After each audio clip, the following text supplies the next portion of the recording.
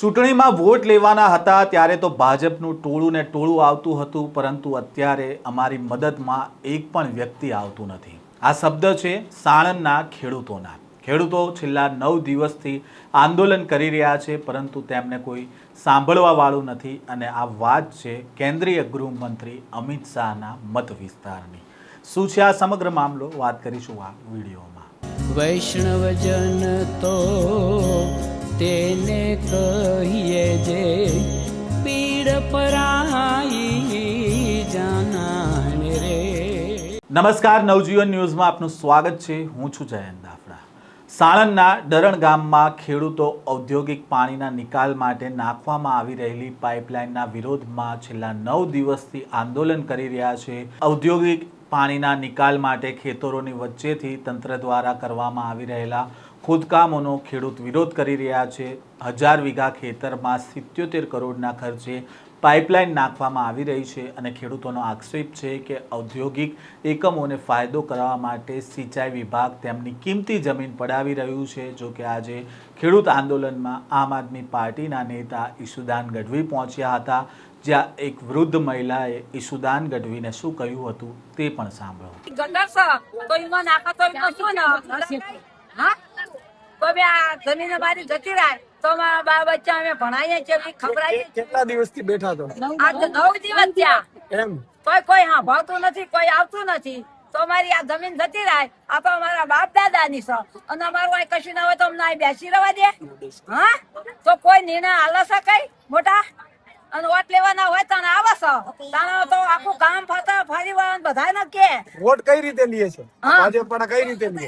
કેમ ભાજપ વાળા કોઈ આવતા નથી? હા, ના આવું પડે એમના? તો આ મોંઘવારી થઈ તો પેલું તો ભણતર નથી, અમે તો એકડો નથી લશો અને પગથિયા નથી ચડ્યા તો તારના છોકરાનો ટૂંકમાં ખેતીમાંથી તમે નભો છો? હા, નભ્યા તો આ ખેતી અમારી જતી રહે તો અમે ચેવરીક છોકરા ભણાવીએ। હવે મતદાન લેવા આવશે તો શું કહેશો?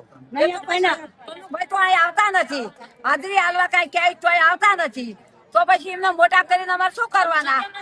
હા, તો આવું પડે કે ના આવું પડે? એમને અહીં હાજરી હાલવા આવું પડે કે નહીં? સમાજ એકલો છે અને એક સમાજ ના છે તો એમને ના આવું પડે? હા, તો એમની બેની થયું પછી કકાશ તો એમની બેની દીકરીઓ ત્યાં જશે તો એ સારું લાગશે?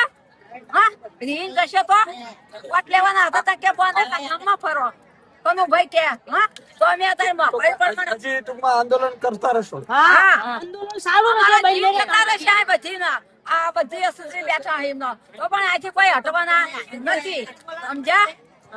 તો તારી મોંઘવારી છે, અમારી જમીન જતી રહે તો અમે છોકરાને ભણાવીએ શું? તો તારી ભણતર માંગે તો ભણતર ખેડૂતોની માંગ છે કે ખેતરમાં પાઇપલાઇન નાખીને નુકસાન કરવાના બદલે નજીકની કેનાલ ઊંડી કરીને પાણીનો નિકાલ કરવામાં આવે તો પણ અમને કોઈ નુકસાન ન થાય, પરંતુ તંત્ર માંગણી અમારી સ્વીકારવા તૈયાર નથી।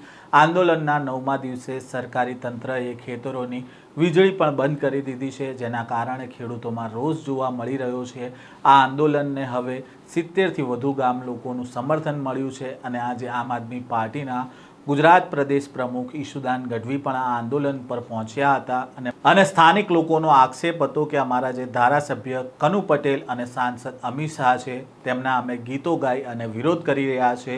વૃદ્ધો કહી રહ્યા છે કે ચૂંટણી હોય ત્યારે ભાજપના ટોળે ટોળા મત માંગવા માટે આવે છે, પરંતુ જ્યારે અમે આંદોલન પર બેઠા છીએ ત્યારે અમને કોઈ સાંભળવા માટે નથી આવતું। અને આ મત વિસ્તાર કેન્દ્રીય ગૃહમંત્રી અમિત શાહનો છે અને અત્યારે ત્યાંના ખેડૂતોની વાત સાંભળવા માટે કોઈ નેતા પાસે સમય નથી। ઉલટાનું તેમણે જે વિરોધ કરી રહ્યા હતા, આંદોલન કરી રહ્યા હતા, ત્યાં વીજળીનું કનેક્શન પણ કાપી નાખવામાં આવ્યું હોવાનો આક્ષેપ છે। આ પ્રકારના સમાચાર સાથે ફરી મળીશું। નવજીવન ન્યૂઝ સાથે જોડાયેલા રહેજો।